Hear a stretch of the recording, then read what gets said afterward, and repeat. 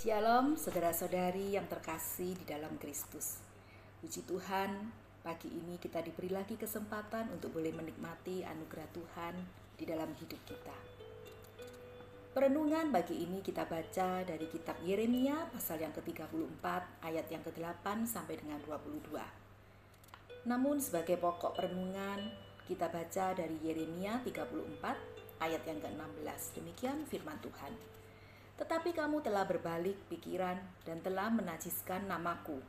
Kamu masing-masing telah mengambil kembali budaknya laki-laki dan budaknya perempuan, yang telah kamu lepaskan sebagai orang merdeka menurut keinginannya, dan telah menundukkan mereka, supaya mereka menjadi budakmu laki-laki dan budakmu perempuan lagi.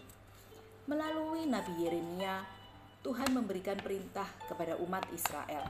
Dan bangsa Israel telah berjanji kepada Tuhan untuk melepaskan budak laki-laki dan budak perempuan Ibrani sebagai orang merdeka. Tetapi kenyataannya itu tidak terjadi. Malahan sebaliknya, mereka berbalik pikiran dan menajiskan nama Tuhan. Dengan kata lain, bahwa mereka itu mudah berjanji, namun mudah juga mereka berubah. Demikian juga halnya dengan hidup manusia. Berjanji itu mudah, tetapi menepatinya itu bagi banyak orang menjadi sulit. Selalu ada berbagai alasan yang dipakai sebagai pembenaran untuk melanggar janjinya, baik itu di dalam relasi keluarga, teman, ataupun pekerjaan. Mungkin bagi beberapa orang perilaku ini dianggap manusiawi dan wajar-wajar saja. Tetapi sebagai orang percaya, bagaimanakah kita melihat hal ini dari sudut pandang Tuhan?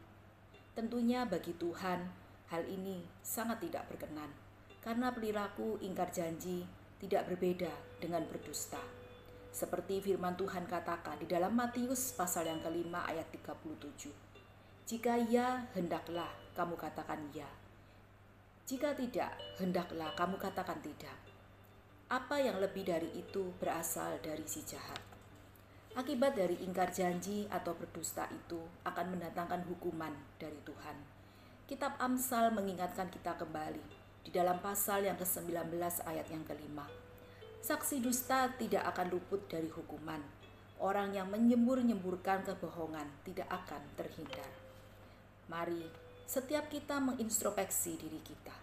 Apakah kita mudah menjanjikan sesuatu kepada orang lain, baik itu relasi antara suami dan istri, atau orang tua kepada anak dan sebaliknya, ataupun terhadap teman kita, atau bahkan mungkin kita mudah berjanji kepada Tuhan. Marilah kita belajar menjadi pribadi-pribadi yang selalu menepati janji. Dengan demikian, kita tidak melakukan dusta yang bisa membuka peluang bagi si iblis untuk menghancurkan hidup kita. Semoga perenungan ini memberikan pencerahan bagi kita semua. Tuhan Yesus memberkati kita.